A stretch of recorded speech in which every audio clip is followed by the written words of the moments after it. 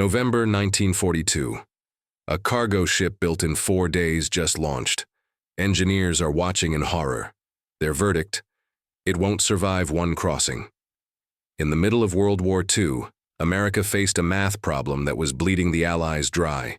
German U-boats were forming wolf packs across the Atlantic, hunting in coordinated groups and sinking merchant ships faster than anyone could replace them. The numbers were catastrophic. Over 1,000 Allied vessels sent to the bottom in 18 months. Britain was starving, fuel reserves dropping, ammunition running out. The lifeline across 3,000 miles of hostile ocean was being cut, one torpedo at a time. The traditional answer would be to build better ships, faster, more armored, better armed. But there was no time for better. The math was simple and brutal. If you can't outrun the submarines, you need to outnumber them. Build more ships than they can sink. But here's the problem. A merchant vessel took 6 months to complete using traditional methods. Thousands of rivets driven by hand. Skilled shipwrights shaping every plate. The old way was beautiful, proven, and far too slow. Enter Henry Kaiser, an industrialist who looked at shipyards and saw automobile factories. His proposal was radical, almost offensive to traditional shipbuilders. Treat ships like cars, prefabricate sections inland, weld them together at the docks. Use assembly line workers instead of master craftsmen. The design brief he received was brutally honest. Make them ugly, slow, and cheap, but make them fast. The British provided a basic cargo freighter blueprint, 441 feet long, 10,800 deadweight tons, an already obsolete triple expansion steam engine because it was simple to manufacture. Maximum speed of 11 knots, which was painfully slow even by wartime standards. The Liberty ship was born not from ambition, but from desperation. It was designed to be disposable, a floating steel box that might survive one voyage across the Atlantic if it was lucky. Naval architects privately called them ugly ducklings. Critics said they were coffins waiting to happen. But Kaiser had a vision that went beyond traditional shipbuilding. He saw the shipyard as a factory floor and the ship as a product rolling off the assembly line. The revolution happened in the workforce. With most experienced shipbuilders already employed or fighting overseas, Kaiser hired whoever he could find. Housewives who had never touched industrial equipment, farmers, retirees, people who had spent their lives nowhere near the ocean. 70% of the workforce had never held a welding torch before their first day. Rosie the riveter became Wendy the welder. They worked in shifts around the clock, 24 hours a day, 7 days a week, no weekends, no holidays. The urgency was absolute. Workers slept in their cars between shifts. Community canteens opened to feed thousands. Childcare centers appeared at shipyard gates so mothers could work. The social transformation was as dramatic as the industrial one. And then came the real innovation. The one that traditional shipbuilders said would doom the entire project. Full welding instead of rivets. For centuries, ships had been held together by rivets. Thousands upon thousands of metal fasteners driven by hand, each one checked and rechecked. It required over 1,000 workers per ship and took months. Welding promised to cut the workforce by 30% and increase speed by 10 times. But the fear was real. Welding created continuous seams that could propagate cracks in cold water. Riveted construction naturally stopped cracks at each rivet hole, compartmentalizing potential failures. The concern wasn't theoretical. In early 1943, the SS Schenectady literally broke in half while sitting at the dock in calm weather. The entire hull fractured from brittle failure. Engineers scrambled to understand what was happening. The term brittle fracture mechanics was barely understood at the time. They discovered that the type of steel being used became brittle at low temperatures. The molecular structure changed. What was tough and flexible in warm conditions became glass-like in the North Atlantic winter. The solution came through iterative adjustments. They modified the steel chemistry, adding elements that maintained ductility in cold temperatures. They installed crack arrestor plates, small pieces of more flexible steel that would prevent cracks from propagating the entire length of a weld. They redesigned stress points where the metal was most likely to fail. The engineering was happening in real time. learning from failures and successes simultaneously. And then came the record that seemed impossible. November 1942. Richmond Shipyard, California. The SS Robert E. Peary. From the moment the first steel plate was laid to the moment the ship slid into the water, 4 days and 15 hours. Not 4 months. 4 days. 135 meters of ship, 7,000 tons of steel, assembled like a car on a production line. Workers later described the pace as controlled chaos. Prefabricated sections arrived by rail and truck. Massive cranes lifted entire hull sections into place. Welders moved from joint to joint in choreographed patterns. The moment one section was secure, the next was already swinging into position. When the Peary launched, skeptics waited for disaster. This was a ship built faster than some people renovate a kitchen. How could it possibly hold together under the stress of ocean swells, cargo weight, and combat conditions? The first voyage would tell the story. Would the welds hold? Would the hull flex properly? Or would it become another statistic, another name added to the list of ships lost at sea? The Peary not only survived its first voyage, it survived the war. It kept sailing. Years turned into decades. The ship that was designed to be disposable, that engineers said wouldn't last one Atlantic crossing, served for over 20 years before being scrapped, not because it failed, but because it was finally obsolete. And it wasn't alone. Between 1941 and 1945, American shipyards built 2,710 Liberty ships. The expectation was clear. Most would be sunk by U-boats, storms, or mines. The ones that survived would last maybe 5 years at most before the stress of rapid construction caught up with them. The plan was to decommission them all shortly after the war ended and build proper ships to replace them. Reality had other plans. 200 Liberty ships were lost during the war, torpedoed, bombed, lost in storms, victims of mines. Each one took cargo and often crew to the bottom. But that meant over 2,500 survived. When peace came in 1945, inspectors went through the fleet expecting to find compromised hulls, failing welds, and structural problems throughout. They found ships that were still sound, hulls that had weathered the worst the North Atlantic could throw at them, engines that were crude but functional, welds that had held against every stress test the ocean provided. The question became, what do you do with 2,500 functional ships that were never supposed to last this long? The answer transformed global trade. Greek shipping magnates bought them for pennies on the dollar. They became the backbone of post-war merchant fleets around the world. These ugly, slow, simple ships carried grain from Canada, coal from Australia, oil from the Middle East. They hauled the raw materials of reconstruction.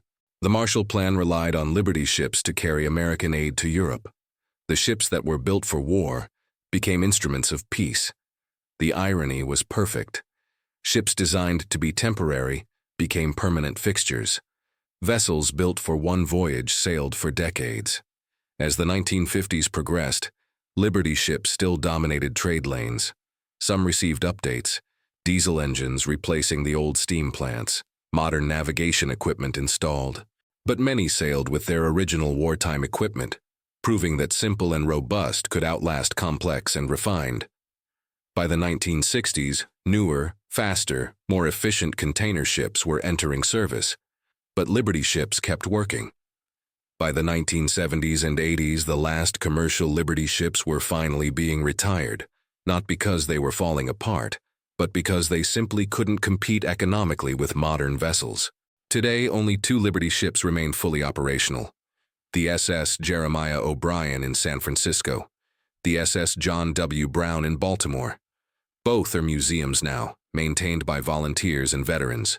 But both can still sail. Both still carry cargo occasionally for ceremonial purposes. Walking their decks is like stepping into a moment frozen in time. You can see the welded seams that were so controversial. You can feel the crude but functional design. You can stand in the spaces where merchant mariners lived and worked, knowing that at any moment, a torpedo or bomb could send them to the bottom. Modern engineers have analyzed why the Liberty ships lasted so much longer than predicted. The answer reveals something profound about engineering philosophy. First, the very simplicity that critics mocked became a survival advantage. With fewer complex systems, there were fewer catastrophic failure points. A Liberty ship's engine was old-fashioned, but it was almost impossible to break in a way that couldn't be field repaired. The design had natural redundancy built in, not through sophisticated engineering, but through straightforward overbuilding. Second, the welding controversy resolved itself through continuous improvement. As production continued, the steel chemistry kept improving. Workers became more skilled. Quality control became more sophisticated. Early ships had problems. Later ships incorporated everything learned from those problems. By mid-war, the Liberty ships being launched were significantly better than the first ones, even though they looked identical. Third, and perhaps most important, the ships were built with so much excess capacity that normal wear and tear barely affected them. They were over-engineered in the most basic sense, more steel than minimally necessary, thicker plates than optimal design required. This brute force approach to construction meant they could absorb decades of stress that would have destroyed a more refined, optimized vessel. The human stories embedded in these ships are as remarkable as the engineering. Talk to the women who welded the hulls and they describe a transformation. Most had never held a job outside the home. Suddenly they were doing industrial work that people said was too dangerous, too difficult, too technical for women. They proved everyone wrong. They worked in conditions that were brutally demanding, welding in cramped spaces, working at dangerous heights, handling materials that could kill if mishandled. The accident rate was significant. People died in shipyard accidents, crushed by steel plates, killed in welding fires, drowned in dock incidents. But the work continued because everyone understood the stakes. Every day of delay meant more ships sunk, more soldiers without supplies, more chances for the Allies to lose the war. At the launching ceremonies, workers' names were stamped inside the hulls, a tradition that acknowledged these weren't just industrial products, but the collective effort of thousands of people who had poured their labor into something larger than themselves.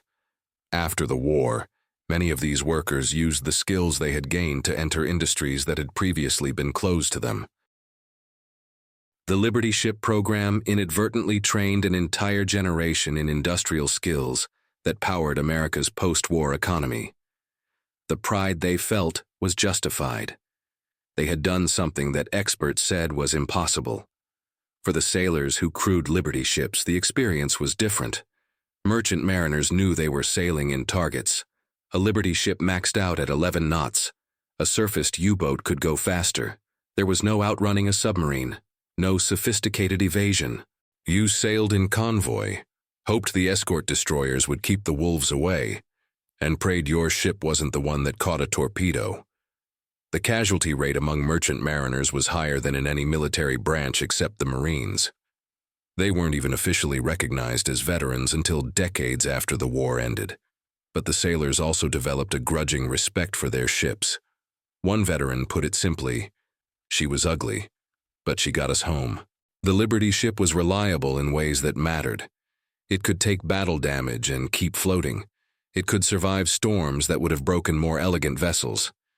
The crew spaces were cramped and uncomfortable, but they were functional. The ships weren't designed for comfort or speed or beauty. They were designed to float, carry cargo, and not sink easily. At that fundamental mission, they succeeded beyond anyone's expectations. The cultural impact of Liberty ships extended far beyond their practical role. They became symbols of American industrial might. Propaganda films showed the rapid construction, emphasizing that America could outproduce any enemy. The ships appeared in war movies, documentaries, and newsreels. They represented the idea that American ingenuity and work ethic could solve any problem through sheer productive capacity. After the war, they remained symbols, but the meaning shifted. They became representations of an era when America mobilized completely for a common purpose, when social barriers broke down because winning mattered more than tradition, when innovation happened not in laboratories, but on factory floors under impossible time pressure. The Liberty ship story contains lessons that remain relevant. First, necessity truly drives innovation faster than perfection. When the stakes are existential, you don't wait for the optimal solution. You implement the workable solution and improve it iteratively.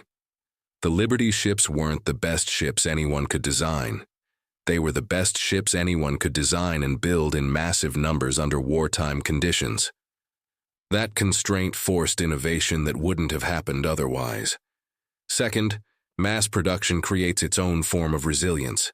Building 2,700 ships meant that the loss of individual vessels, while tragic, didn't threaten the overall mission. The redundancy of numbers compensated for individual vulnerability. This principle appears everywhere from military doctrine to modern cloud computing architecture. Third, simplicity often outlasts sophistication. Complex systems have more failure modes. Simple systems are easier to maintain, repair, and understand. The Liberty ship's crude engine was less efficient than modern designs, but it was nearly impossible to break permanently. This robustness through simplicity principle challenges the modern assumption that more advanced always means better. Sometimes the unsexy, straightforward solution is the one that actually works when conditions are difficult. Fourth, the human factor matters more than the technical specs. The Liberty ship succeeded because thousands of people who had never built ships before figured out how to do it under intense pressure. The innovation wasn't just in the welding technique or the prefabrication process. It was in the creation of a system that could train unskilled workers to do skilled work quickly and safely enough to succeed. Today, you can visit the SS John W. Brown in Baltimore Harbor. Stand on the deck. The ship is over 80 years old. The hull is the same one that was welded together in 1943. The engine still runs. Occasionally, the Brown still carries cargo for special events, though now it's ceremonial rather than commercial. The whistle echoes across the water with the same sound that once called workers to their shifts, announced launchings, and signaled departures to war zones. The ship represents a paradox that feels almost poetic. It was designed to be disposable, built for one trip if necessary, maybe a few years if lucky. Expected to end up on the ocean floor or in a scrapyard shortly after peace arrived. Instead, it outlasted the war, the Cold War, the entire 20th century, and continues into the 21st. It refused to sink, refused to break, refused to become obsolete in the way its designers intended. The disposable became immortal, not through sophisticated design, but through honest construction and the simple durability of well-made things. The question worth asking is what modern disposable solutions might have the same unexpected longevity. What are we building right now with modest expectations that will far exceed its intended lifespan? What temporary fixes will become permanent infrastructure? The Liberty ships teach us that our assumptions about durability are often wrong. That crisis-driven innovation can create things that outlast carefully planned peacetime projects. That sometimes the things we build expecting them to fail are exactly the things that endure. The ships built in 4 days that experts said wouldn't survive one voyage lasted 60 years. Some of their lessons have lasted even longer. Build for the mission, not for elegance. Value simplicity and robustness over sophistication and optimization. Understand that innovation often comes from necessity, not leisure. And remember that the things we create in desperate times, expecting them to be temporary, might be exactly the things that define us for generations to come.